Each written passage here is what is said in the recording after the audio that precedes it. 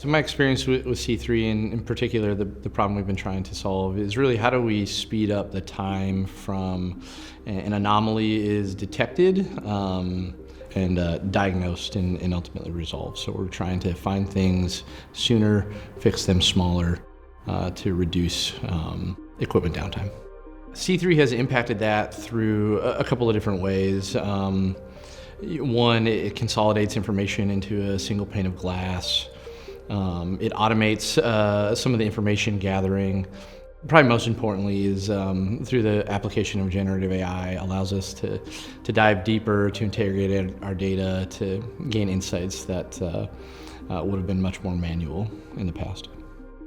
Everyone today will sell you an AI widget on top of their platform or application or software package.